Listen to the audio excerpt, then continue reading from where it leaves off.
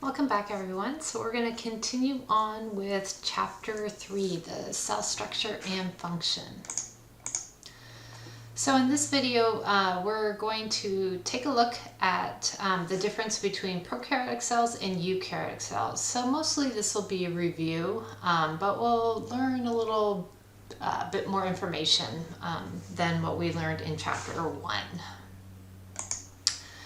So by the end of this video, you should be able to name examples of prokaryotic and eukaryotic organisms, as well as compare and contrast prokaryotic cells and eukaryotic cells.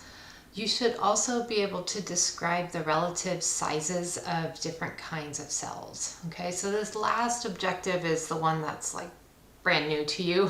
You should already be able to do the first two just based on what we learned in chapter 1. Okay. So let's start with just some review.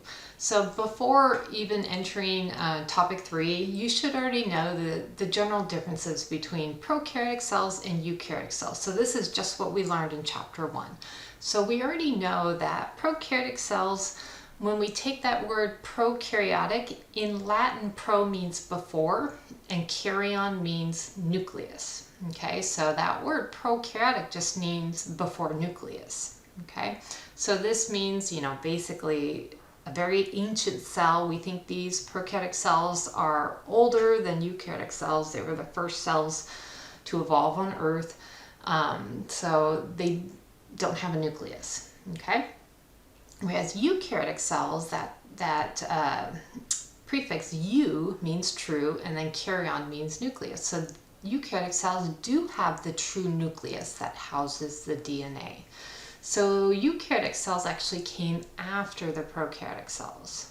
So they are more new, okay? So I think life first showed up around 3.1 billion years ago, something like that. And then the eukaryotic cells around 2 billion. Okay, so prokaryotic cells have been around a lot longer. And we actually think, and we'll go into this a little bit later, the origin of eukaryotic cells are actually, we think, came from a prokaryotic cell engulfing another prokaryotic cell to turn it into a eukaryotic cell. But we'll get into that later. Okay. As far as the types of organisms, all prokaryotic cells are single-celled, meaning that they only are made of one single cell. Okay, so that's it. You'll never see a multicellular prokaryotic cell. Whereas our eukaryotic cells, we do have single-celled eukaryotes. We also have multicellular eukaryotes. And then as far as the domains, which remember that's how we classify our organisms. Domain Eukarya is for the eukaryotic cells. Domain Bacteria and Archaea are for the prokaryotic cells. So in domain Eukarya, we further classified them into 4 categories. We have kingdom Animalia with the animal cells, kingdom Plantae with the plant cells, kingdom Fungi with the fungus, fungi, and then the catch-all group, which is kind of the leftover group, which is multiple kingdoms, which were the protists. Okay. Alright, so we're going to start out with an Amoeba Sisters video. So the Amoeba Sisters video will give us a good overview of the difference between prokaryotic and eukaryotic cells, as well as a good review.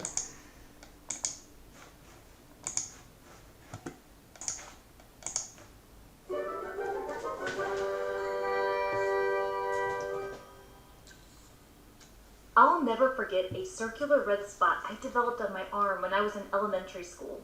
It left a lasting memory in my mind because it was something called ringworm. And with my active imagination, I thought I was now infected with a ring-shaped worm. I learned you gotta be careful about names because ringworm isn't caused by a worm at all. It's actually a fungus, which it turns out is pretty common and can be carried by many things like pets or soil. And since up to that point I was used to antibiotics as a way to treat infections, I assumed I'd be given antibiotics. But I wasn't. I was given an antifungal cream instead, and it went away. So it made me wonder, what made it different from the bacteria that had made me sick in the past? Why wasn't I given antibiotics? Well, antibiotics target bacteria. Antibiotics can destroy bacteria by affecting their ability to reproduce, damaging their cell walls, or interfering with their ability to make proteins that they need to survive. Just some examples. But it turns out bacterial cells and fungal cells are very different cell types. In fact, fungal cells have more in common with your cells, which are animal cells, than they have in common with bacterial cells. And that has a lot to do with the comparison of prokaryotic cells with eukaryotic cells, which is what we will focus on. First, just a refresher, recall that the modern cell theory includes a statement that all living things are made of one or more cells. All living things. In the three domains of life, prokaryotes are organisms that can be bacteria or archaea. They are unicellular, which means they are single-celled organisms. Eukaryotes are organisms that fit all in this last domain, eukarya. Eukaryotes can be protists, plants, animals, or fungi. They can be unicellular or they can be multicellular, which means they can be made up of many cells, like you. By the way, just to clarify, the word prokaryote is typically used to refer to the organism itself. When you are describing its cell, you are describing a prokaryotic cell. Same for eukaryote. Eukaryote typically refers to the organism itself, and when you are describing its cells, those are eukaryotic cells. Prokaryotic cells and eukaryotic cells do have a lot in common. Both have DNA. That's critical because DNA is the cell's genetic material. Both prokaryotic cells and eukaryotic cells have ribosomes, which are small organelles, an organelle being like a tiny organ. The ribosomes have the important job of making proteins. Gotta make protein. Both cells have cytoplasm, the jelly fluid within cells. Both of them have a cell membrane, also known as a plasma membrane, which is critical because it controls what goes in and out of the cell, and therefore maintaining homeostasis. All cells have a cell membrane. Now, as for cell walls, most prokaryotic cells have cell walls. Many eukaryotic cells, plant cells and fungal cells, for example, can have cell walls. But there are plenty of eukaryotic cells that don't have cell walls, such as animal cells. What makes prokaryotic cells and eukaryotic cells different is especially interesting. Eukaryotic cells are more complex than prokaryotic cells. They tend to be larger than most prokaryotic cells. And to help me remember some more differences in this next part, I like to remember that pro in prokaryote rhymes with no, and eu in eukaryote rhymes with do. Prokaryotic cells have no nucleus to contain their DNA, so you will find their DNA is not contained within a nucleus. It's a bit messy here. They have no membrane-bound organelles. Membrane-bound organelles are fancy organelles that have their own membrane, like the nucleus, mitochondria, the endoplasmic reticulum, and the Golgi apparatus. A big indicator of eukaryotic cells is this nucleus. Eukaryotic cells do have a nucleus to contain their DNA.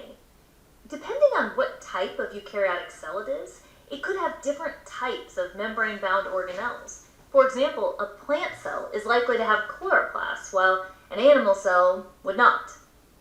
Wow, look at all this alphabetized vocabulary.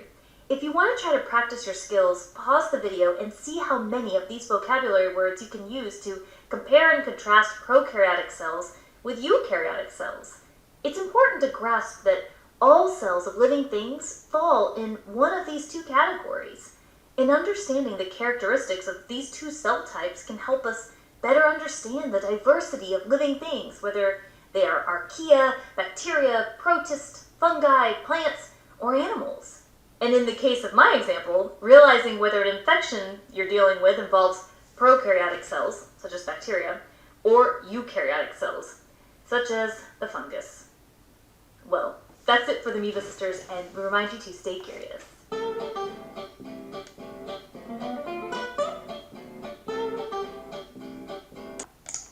Okay, so that was a good kind of comparison of the two categories of our cells. So now we're going to take a look at what both cell types have in common. So basically all cells have these four shared components. So all cells have a plasma membrane. So plasma membrane is that boundary that surrounds the cell. So it basically keeps the inside of the cell inside and the outside of the cell outside. Okay, so that's that boundary. Now remember from the video it stated that some cells have something else outside of the plasma membrane called a cell wall, but not all cells have that. So that's not a component of all cells, but all cells do have a plasma membrane. So that is a component of all cells. All cells have cytoplasm. So cytoplasm is that jelly-like substance that is basically suspended within the inside of the cell. Okay, so basically that cytoplasm, we'll talk more about that when we talk about the components of a eukaryotic cell. But it's mostly water, but it also contains things like ions and proteins and carbs and stuff like that. Okay.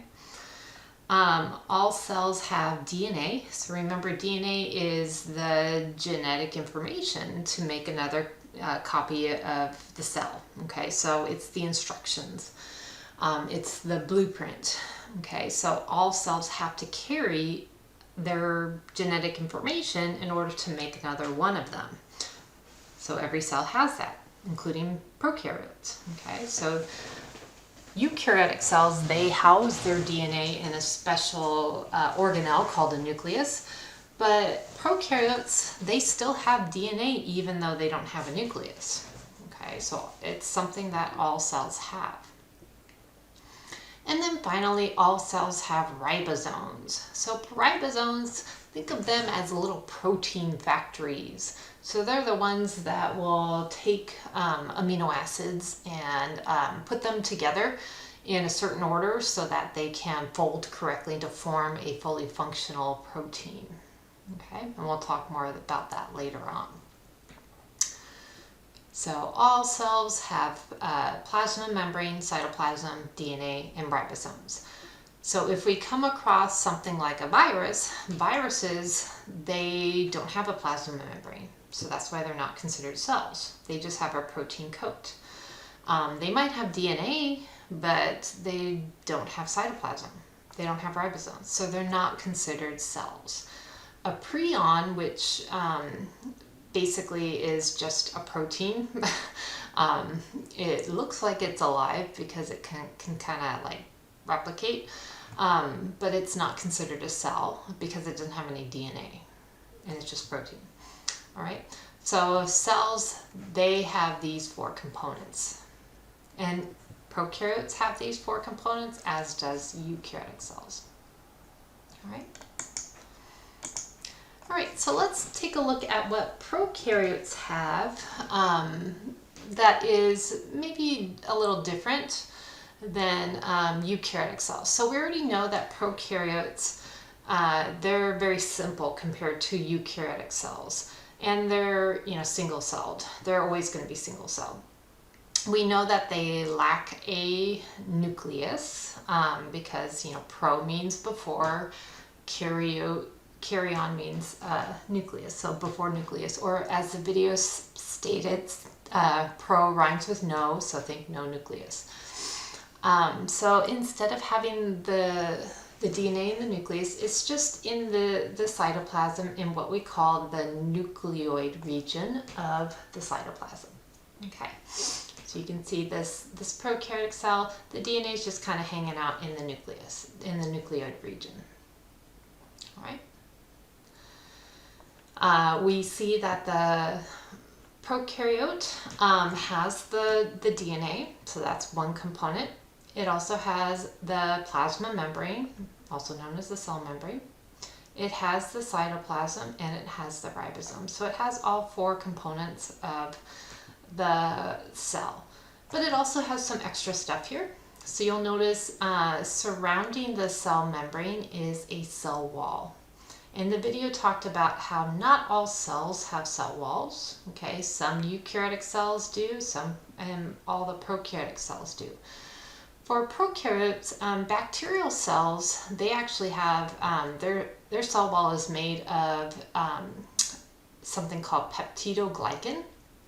So peptide, that sounds like a protein. So, and glycan, that sounds like glucose or something. So peptidoglycan, think protein, sugar.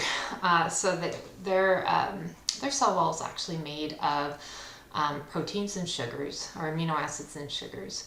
So, that's something that their cell wall is made of, which is different from plant cells, which is made up of what type of cell wall? Do you remember? So it's a polysaccharide known as cellulose. Okay, so cellulose is different than peptidoglycan that has protein in there. All right. Also something that's unusual for, and by the way, this cell wall acts kind of similar to how the cell wall acts for plant cells, in that it helps the bacterial cells maintain its shape and it helps prevent it from losing too much water. But also notice that outside the cell wall you have an extra layer called the capsule. So this capsule is made of a polysaccharide. So remember, polysaccharide is a complex carb. And that particular capsule, take a look at how it has these little pili attached to it. So that actually allows that bacterial cell to attach to the surface of its environment. Okay, so capsules are something that some bacteria have so that it can attach to an environment. Okay. Some prokaryotic cells, they have other things like these flagella, or flagellum is singular, which is a kind of a tail-like structure that's used for locomotion. Some have pillae, so pillae are like these little, they're almost like hair-like structures. Pillae, what they are used for is to actually exchange genetic information. So if two bacteria are near each other, they can actually break off pieces of DNA and send it through the pillae in a type of reproduction, which is called conjugation. Okay, and it's just kind of interesting way that they do that. Fimbriae is more of these hair-like projections that can occur on the surface of the bacterial cell, which are little hair-like projections that can help it attach to something or to move it along. Okay, so those are some unusual components of our prokaryotic cells that are outside of what all cells have. So, excluding the DNA, the cytoplasm, the plasma membrane, and the ribosomes, they might also have, the cell wall, capsule, pillae, fimbriae, flagellum. Okay. And then the eukaryotic cells, wow, look at that. Definitely a lot more complex, okay, compared to that prokaryotic cell. So of course our eukaryotic cell has the plasma membrane. This is an animal cell, by the way, because it doesn't have a cell wall.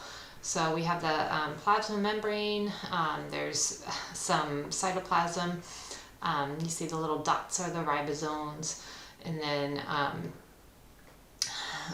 we have the DNA. In this case, since it's a eukaryotic cell, the DNA is housed inside the nucleus of the cell. So eukaryotic cells, they do have a membrane-bound nucleus as well as other membrane-bound organelles. And each one of these organelles has its own function. So in our next video, we'll actually learn all of these different components, every single one. That's a lot, right? But don't worry, we'll break it down. So, we'll learn what this little kidney bean thing is used for. It's a mitochondrion. We'll learn what microtubules are, and lysosomes, and peroxisomes, and Golgi apparatus, and cilia, and smooth endoplasmic reticulum. You'll know by the end of next video what all of these components are. Okay? But for now, we just need to know that the eukaryotic cell is very complex with lots of different membrane-bound organelles with different functions, including a nucleus. All right, so moving on to cell size. So I already kind of described the difference between prokaryotic cell size and eukaryotic cell size. The video kind of described the sizes a little differently than what I did, the book. So let me just, they're estimates. So here's a more accurate estimate according to your textbook. So the textbook says that the prokaryotic cell size is 0.1 micrometers to 5 micrometers. So I think I said 1 to 10. So they want it as 0.1 to 5. Okay, so a little bit smaller than what I stated. Okay, and then the eukaryotic cells were what I had already stated, 10 to 100. Okay, so just in the previous video I stated 1 to 10 for the prokaryotes. So just scratch that out and put 0.1 to 5 micrometers. Okay, these are estimates, so it's smaller. So prokaryotic cells are significantly smaller than eukaryotic cells. So we can see that, again, that little kidney bean, the mitochondria, is about the same size as bacteria. So definitely a big difference. Okay. Now, one thing that you'll notice, bacteria, the small size, it does allow them to get, they don't have organelles. They don't have specialized functions inside inside the cell membranes. Okay, they don't have a mitochondria to do this and a Golgi apparatus to do that. So instead, they kind of rely on, the inside of the cell just to kind of do everything. And so it's important that they are small in size to allow that to happen, so that, when they have things coming into the cell, such as like the ions and organic molecules, those necessary nutrients can quickly spread throughout the cell and be used. And then similarly, if we have, waste accumulating in the cell, that they can move out of the cell really quickly. Okay, so the small size helps in that regard. When we have a large cell, if we didn't have these specialized organelles, it would be hard for one area of the cell to get the necessary nutrients, because it would have to travel pretty far for those nutrients to get to it. So instead, the eukaryotic cells have evolved those, different organelles, and then within the cell itself, it has cellular transport. Okay, so it has little things that allow for nutrients to be transported from one side of the cell to another. All right, so that's the only way we could get a large cell if we didn't have cellular transport, we wouldn't have a large cell, because it would be impossible for those nutrients to travel to the areas that need it. Okay, and that's because as a cell becomes larger, it becomes more and more difficult for cells to get all of the materials that they need to support themselves, okay, to get all of the nutrients into the cell, to the correct area to process, and then all the waste products, you don't want those accumulating, you got to get rid of them. Okay, so the relative size of the surface area declines as the volume increases, so we have to kind of be aware of that. So there's a surface area to volume ratio. So cell size is limited because volume increases more quickly than surface area. So as it becomes larger, it becomes more difficult to acquire surface materials. So that's why our eukaryotic cells, they are significantly larger, but they're also more specialized with those organelles. So we do have these adaptations that allow them to accommodate the large size with having a transport system inside. Okay. All right, so we're going to do some review questions. So the first review question, which of these do all prokaryotes and eukaryotes share? Is it a nuclear envelope? Is it cell walls? Is it organelles? Or is it a plasma membrane? If you chose D, the plasma membrane, I would agree with you. So remember, components of the cell, all cells have plasma membranes. Okay, not all cells have nuclear envelopes, not all cells have cell walls, not all cells have organelles, but all cells have a plasma membrane. A typical prokaryotic cell blank compared to a eukaryotic cell. So a typical prokaryotic cell is smaller in size by a factor of 100 compared to a eukaryotic cell. A typical prokaryotic cell is similar in size compared to a eukaryotic cell. A typical prokaryotic cell is smaller in size by a factor of 1 million compared to a eukaryotic cell. Or a typical prokaryotic cell is larger in size by a factor of 10 compared to a eukaryotic cell. So which one of these is the correct answer? If you chose A, I would agree with you. So a typical prokaryotic cell is smaller in size by a factor of 100. So if we're talking about 5 micrometers to about 100 micrometers for a eukaryotic cell, that's about 100, factor of 100, not 1 million, okay? So it's by a factor of about 100. And that's an estimate again. So it's not similar in size. Eukaryotic cells are definitely a lot bigger, but not by 1 million size. Okay, that's really big. So A is the correct answer. Which of the following is found both in eukaryotic and prokaryotic cells? Is it A, a nucleus, B, the mitochondrium, C, a vacuole, or D, the ribosome?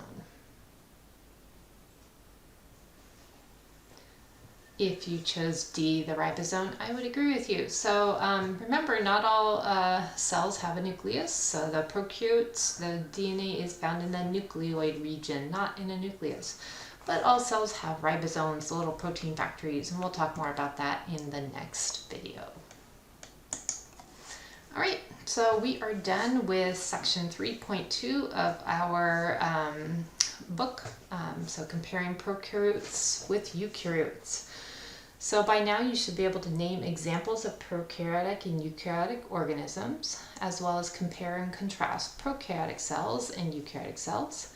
And then finally you should be able to describe the relative sizes of different kinds of cells.